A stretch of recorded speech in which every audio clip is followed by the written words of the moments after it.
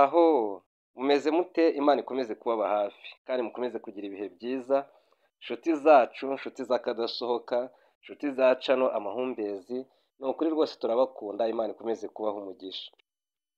Reka tubashimire cyane rero ko mudahwema kubana natwe mu biganiro byose tugenda tugirana. Uyu munsi rero twabazaniye ikiganiro kivuga ngo mu gihe uwo mwakundaga cyangwa se uwo mwakundanaga yakubenze. Ushobora kuba uri umusore ariko ukaba ufite umukobwa cyangwa se umukunzi wawe noneho akakubera. Ni iki wabikoraho?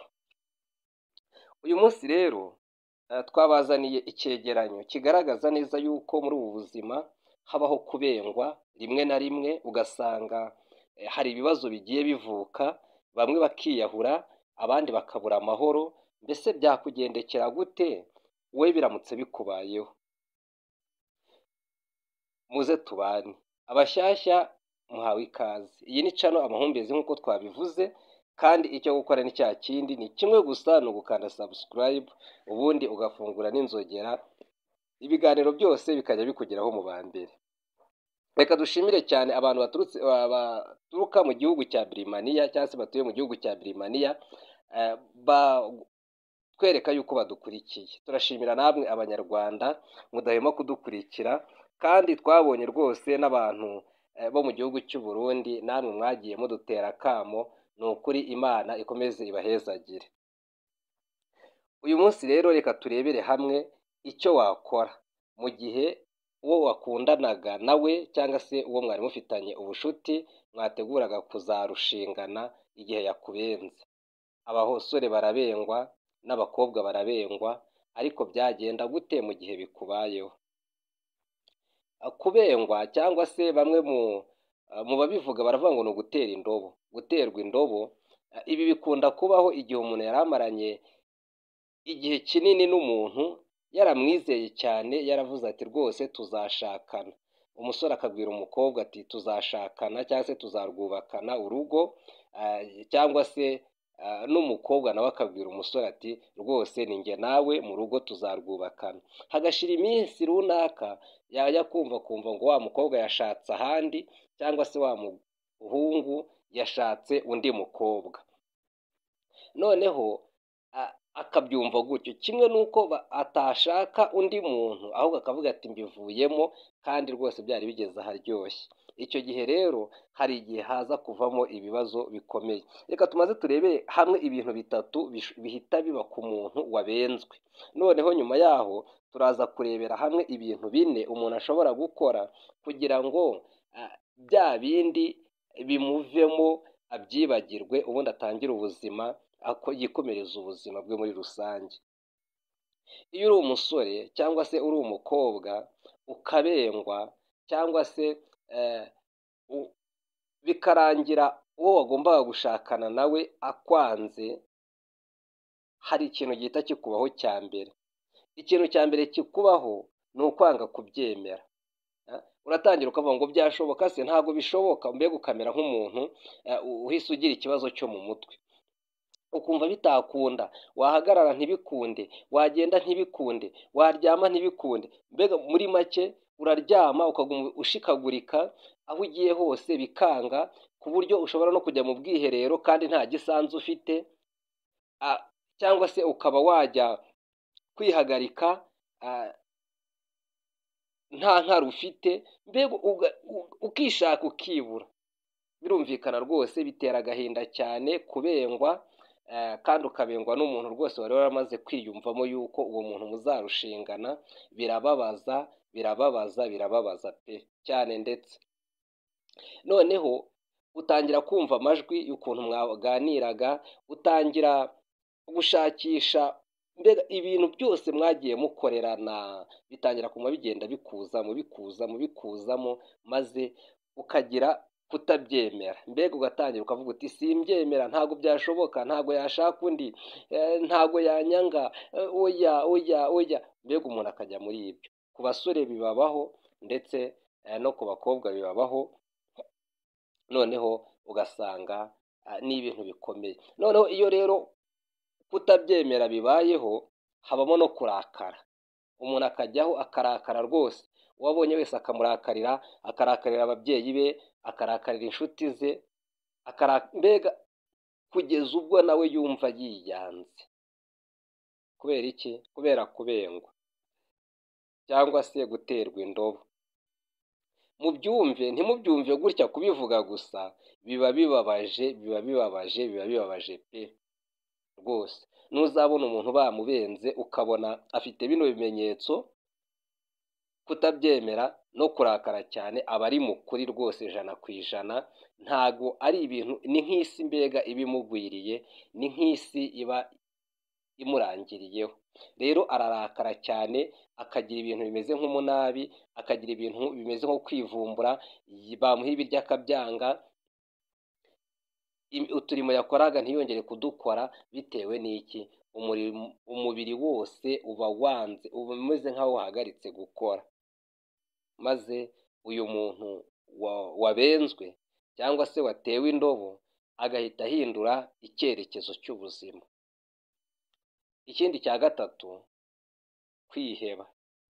Uyu muntu wabenzwe ariheba cyane, akananuka nk'uko twabivuze, kurya ntiyongere kurya, kuryama akaguma aryama ashikagurika nk'uko twabibonye, ku buryo hariho n'abashobora kujya kwa muganga batekereza rwose ko ibintu byabaye ibindi.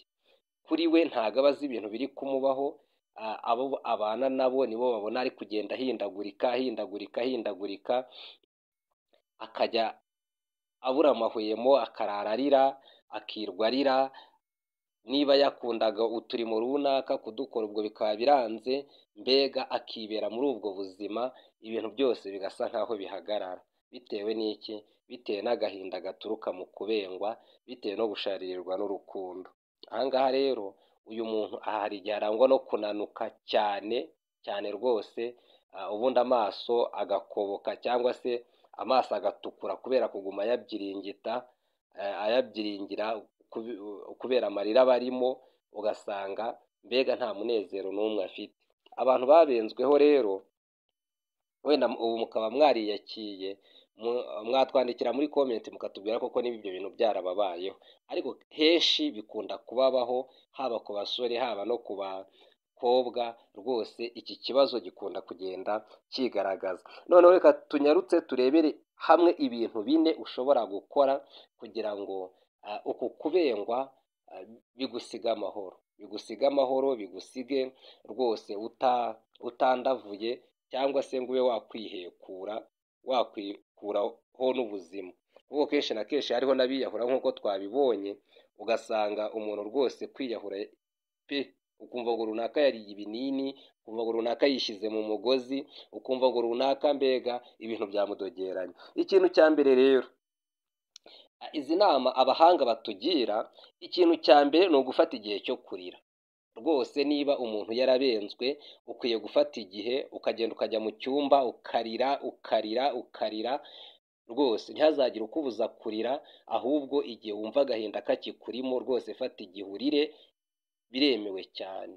Kuko burya kurira bisa nk'ibigabanya agahinda. Nubwo hariho abantu benshi batekereza yuko kurira ari ubugwari, ariko kurira bigabanya agahinda ku kigero cyo hejuru, kuko biroroshya, bisa nk'aho byoroshya ingingo zawe z'umubiri, aho kugira ngo ariya marira agume akuvuriremo cyangwa se akugumemo. Icyaba cyiza ni uko warira, ahasigaye rwose ukamera nk'uri kuririra umukunzi wawe, kuko urumva ni ibintu by'agaciro wari ufite, none wabitakaje. Mbega ni nk'ukuntu wari kuba ufite nk'inzu, noneho ibiza bikaza bikayitwara, cyangwa se waba ufite nk'amafaranga, abajura bakaza bakayatwara, sibyo? Rero wari ufite umukunzi, none umukunzi wawe yagiye. Kujya mu cyumba ukamuririra, ukarira rwose ntacyo bitwaye, ahubwo nibyo byagira uruhare mu kukorohereza. Kandi n'abantu bari hafi yawe baba bakwiye kumenya rwose ko igihe uba uri kurira ntago ari ubukunguzi cyangwa ikindi kintu, ahubwo ni ukugira ngo wimare agahinda ko watewe n'urukundo rutashobotse. Icya kabiri rero, komeza kwita ku buzima bwawe. Ihangane muri cya gihe cy'amarira, numara gutuza ukomeze wite ku buzima bwawe. ni ukuvuga ngo ugomba kuguma ushaka ukuntu wabona indyo yuzuye ukayirya. Ntabwo biba byoroshye kuko umeze nk'umurwayi urembye cyane, ariko uragerageza. Burya n'umurwayi nubwo yaba ari kwa muganga biba bisaba kugira ngo abe afata ku mafunguro. Niba hari icyo kunywa ukinywe, niba hari icyo kurya ukirye, wenda ntabwo wakirya ku kigero nk'uko byari bikwiriye, ariko byibuze ugerageze ufateho, ugerageze ugifateho, byarushaho kuba byiza. Niba wakundaga kujya nko muri ka siporo n'abandi bantu, gerageza ubikomeze. Birumvikana biba byahinduye uburyo, ariko uko byagenda kose ntabwo ukwiye gufata ubuzima bwose ngo uhite ubuhagarika. Niba wakundaga gukora akazi runaka, gerageza ukomeze ugakore mu mbaraga nke zawe ufite. Ibi ngibi bizagufasha kwiyibagiza ibihe wanyuzemo, ibihe by'urukundo rugoranye wanyuzemo. Rero gukomeza kwita ku buzima bwawe, ntiwiyangize, ntujye mu biyobyabwenge, kuko hariho benshi bamara kuyoberwa n'urwo rukundo, cyangwa se urukundo rwawe rwamara kuguhemukira, cyangwa se umukunzi wawe yamara kuguhemukira, bamwe bagatangira kujya mu biyobyabwenge, abandi bagatangira kujya mu busambanyi, abandi bagatangira kujya mu bujura. Bitewe n'iki? Bitewe n'uko bagize ikibazo mu mitekerereze, ibyo bari biringiye barabibuze, noneho bajya gushakishiriza umunezero ahandi hadakwiriye. Icya gatatu rero, ni ukuvuga ngo jya ugira ibintu uhugiramo. Ni ukuvuga ngo mbere byagaragaye neza ko ugomba gukomeza ubuzima bwawe, ariko noneho ukwiye no gushaka utundi tuntu wahugiramo. Ushobora nko gusoma ibitabo, cyane cyane wenda ugasoma ku bitabo by'abantu bakunze guhemukirwa, nabyo byagufasha, cyangwa se ugasoma no ku bitabo bisa n'aho bigusubizamo intege. Kuko iyo usomye ibitabo by'abantu bahuye n'ikibazo nk'icyawe, hari igihe bigufasha bikakubaka.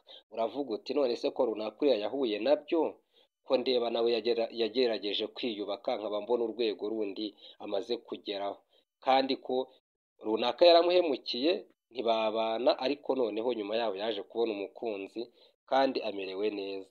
Ibyo rero biragufasha cyane. Burya abasangiye umuruho barisungana. Iyo utangiye kumva inkuru z'abandi bantu, ndetse bashobora no kuba barashavuye kukurusha, hari igihe nawe uvuga uti burya ubuzima bushobora kuzongera bugakomeza, ntawiheba.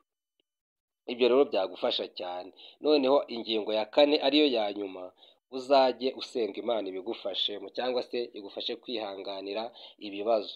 Hari igihe kubwira abantu ko wiyumva ni byiza, ni byiza, kubera ko igihe icyo ari cyo cyose ufite ibibazo bikomeye bishobora no kuba byagutera kwiyahura, biba bisaba kugira ngo urebe abantu b'inshuti zawe bizewe, maze ubabwire uko wiyumva. Gusa nanone ku muntu usenga aba akwiye gushakisha uburyo yakwaturira Imana, akayibwira rwose ibibazo bimuremereye. Tuzi neza yuko iyo umuntu asenga aba yizeye neza ko Imana imwumva. Icyo gihe rero uragenda ukajya mu cyumba cyawe, ukabwira Imana ibibazo byawe, kubwo kwizera, ukumva yuko Imana igize icyo ikora mu bugingo bwawe, maze ukakira iryo shimwe, ukavuga uti Imana urakoze kuba unyumvise, kandi urakoze kuba ugiye kugira icyo ubikoraho. Maze wasoza ukabyiringira, ukabyizera, icyo gihe nabyo byagufasha mu buzima bwa buri munsi. Rwose urukundo ruraryana, urukundo rurababaza. Mbega uko urukundo ruryoha iyo ugize amahirwe rukaguhira, ni nako ruryana iyo ugize umwaku ukarushavuriramo. Rero reka twifurize abakundana mugire ibihe byiza, kandi muzirinde guhemukirana. Mwumvishe yuko guhemukirana rwose ari nko kwasa cyangwa se gucamo kabiri umutima w'umuntu. Muramenye umwe ntazashavuze undi, kandi muzagere ku cyo mwiyemeje. Rero iyi ni Cana Amahumbezi. Reka tubashimiye kuba mwakurikiye kino kiganiro, kandi niba hari icyo mwifuza kutwandikiraho mutubaza cyangwa se mutubwira, rwose muzatwandikire muri comment. Nicyo tubereyeho, ni ukuri tuzabasubiza. Niba hari ikibazo ufite wakitubaza, kandi niba hari icyo ushima nabwo ukatwandikira muri komenti ugashimira ikiganiro uko wacyumvise, birushaho kuba byiza. Wakanda na like uramutse wumvishe rwose hari aho kikugeze ku mutima, kandi nanone ushobora no kuba wagisharinga kuri bagenzi bawe uramutse wumvishe hariho abo ushobora kugisangiza, nabyo byarushaho kuba byiza cyane. Rero naho ubutaha, Imana ikomeze kubaba hafi, Imana ikomeze kubaha umugisha, turabakunda. Abari mu rukundo rwose mururambemo kandi muzagere ku ntego zanyu. Imana ikomeze kubahira.